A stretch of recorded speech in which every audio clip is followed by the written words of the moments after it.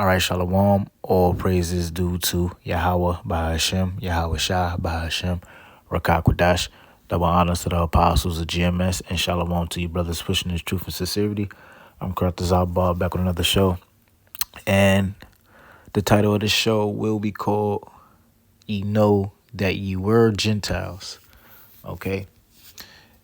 And so pretty much the show will be about Israel being referred to as the Gentiles or the heathens, okay? Because you have to understand when you read the scriptures and the scriptures refer to the heathens or anything that sounds like the heathens can receive salvation. It's not talking about actual other nations outside of Israel. Those scriptures are referring to Israel that are in a heathenistic mindset. Okay? And we're gonna go through some scriptures where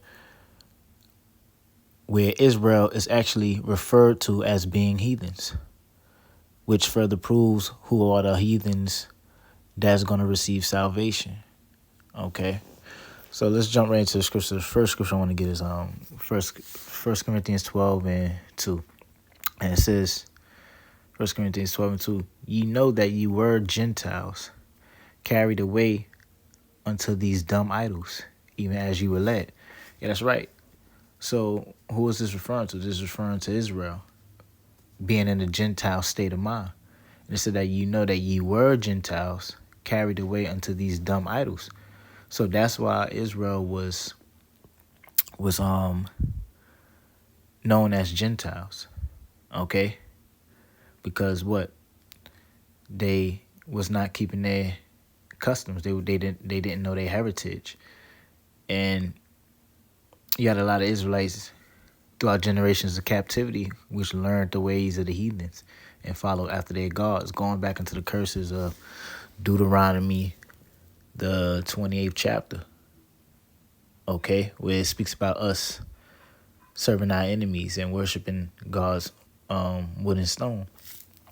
So when you read in the New Testament, you read about the Gentiles receiving salvation or the Greeks, etc.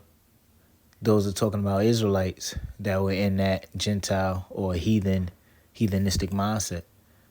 All right, that had to be taught the word. That had to be taught Yahweh Shah and had to be brought back into the fold. But from there, let's get some scriptures where Israel is actually referred to as the heathens.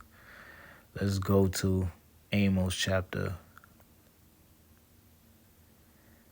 9. Amos chapter 9 verse 7. And it reads, are ye not as the children of the Ethiopian, O children of Israel, saith the Lord? Yeah, so are ye not as the children of are ye not as the children of the Ethiopians unto me, O children of Israel, saith the Lord? Right, so why is Israel being referred to as the children of Ethiopians unto the Lord? Because the children of Ethiopians were, heavy into idolatry, all right? And Israel was doing the same thing. They were heavy into idolatry. So the Most High is referring to his people as the children of Ethiopians because they're doing the like manners of the Ethiopians, okay?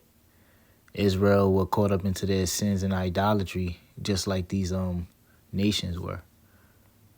And it reads, have not I brought up Israel out of the land of Egypt, and the Philistines from Caphtor, and the Syrians from Ker?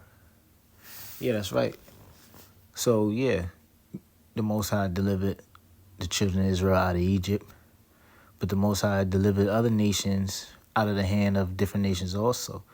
So what makes Israel so special? That the Most High delivered you from Egypt, and you think you're not going to be go through any judgment, because at the same time the Most High judged these nations also. All right, He delivered nations out of the hands of other nations for His purpose of setting up one against another. But the Most High brought judgment upon these nations also. So Israel is going to be judged for their sins also. Okay? Yeah, the Most High delivered you, but you're going off. So the Most High is going to judge you the same way He judged these nations. And that's what that was the main thing with Israel. They were always sinning, and the main thing was worshiping other gods, being like the other nations, worshiping the idols of worshiping the idols of the other nations, and they wanted to be like them. So the Most High refers to them as heathens. Let's get another scripture. Let's get the book of Ezekiel, chapter 16. Ezekiel 16, I start from the top, and it reads, "Again the word of the Lord came unto me, saying, Son of man, cause Jerusalem to know her abominations." Yes, all right, so cause Jerusalem to know her abominations. And say, Thus saith the Lord power unto Jerusalem, Thy birth and thy nativity is of the land of Canaan. Thy father was an Amorite, and thy mother a Hittite. That's right. So the Most High said, thy birth and nativity, okay, is of the land of Canaan. So pretty much, the land of Canaan is spiritually birth Israel in their ways. All right, meaning their spiritual idolatry. And it says,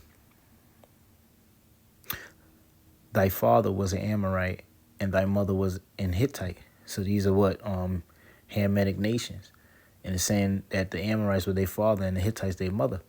Now it wasn't of physical relations or physical parents, but what Israel, after receiving that land, which was the land of Canaan, which was original, which those Hamitic nations had before we removed them. All right, what did Israel do?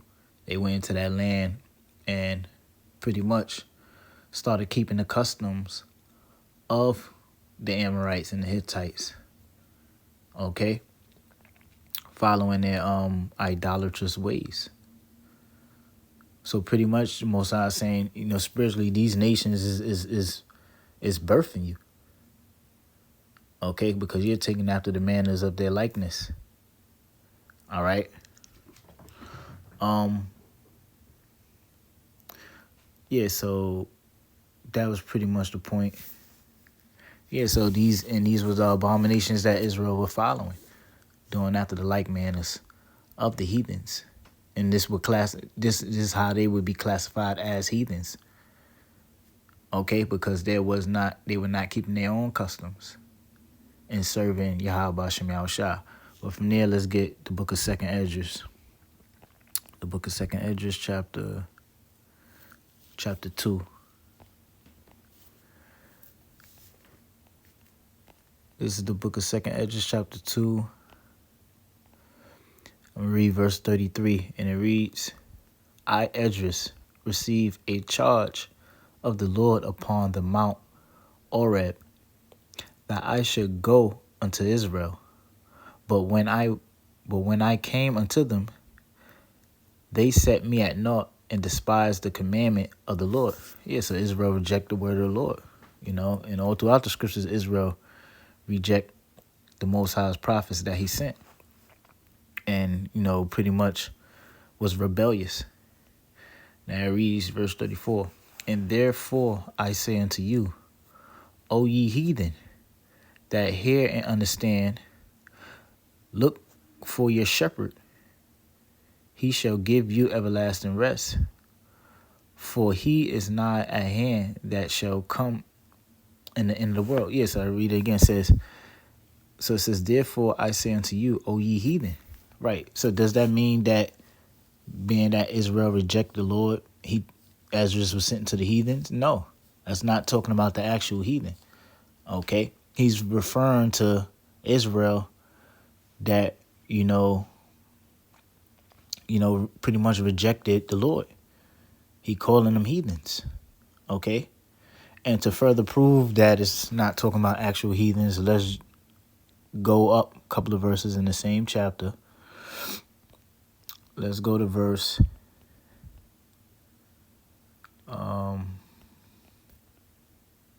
let's go to verse 27.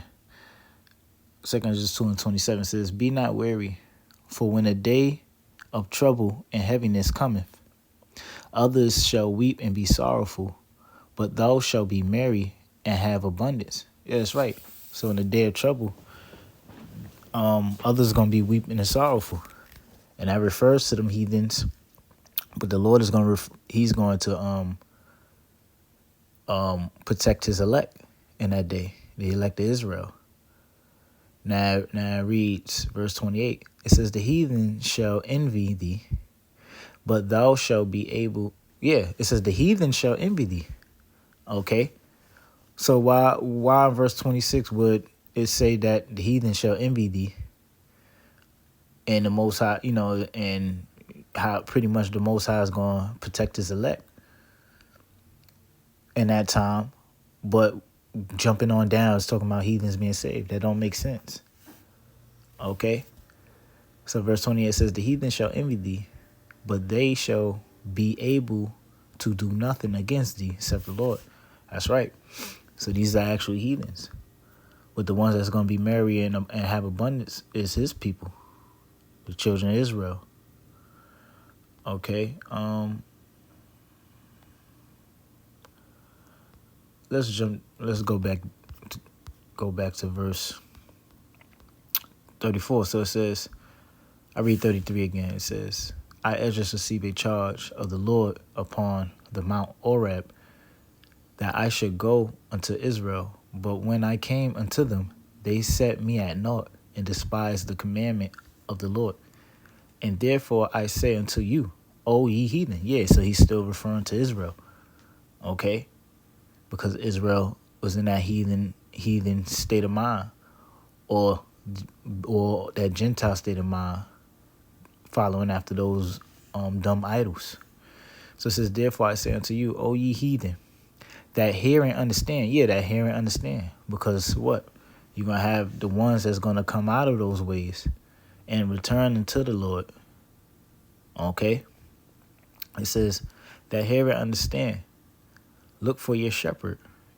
Yeah, which is Yahweh Shah. Okay?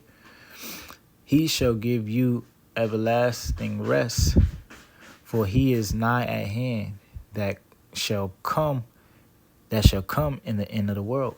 Yeah, so when Yahweh Shah returns, what? He's going to bring that everlasting life and that eternal rest unto who? His people, Israel. Okay? He's going to he's coming back to redeem the elect of his people, which are scattered throughout the four corners of the earth and scattered amongst those heathen. So those of Israel, which are going to believe on Yahushua and come out of that heathenistic state of mind and return into the Lord to serve him. Okay? So, hey, with that, hope brothers learn something. I'm going to say all praises due to Yahweh Bahashem, Yahweh Shah Bahashem, Rakak Qudash. Double honors to the apostles, the GMS, and Shalom to the elect. Shalom.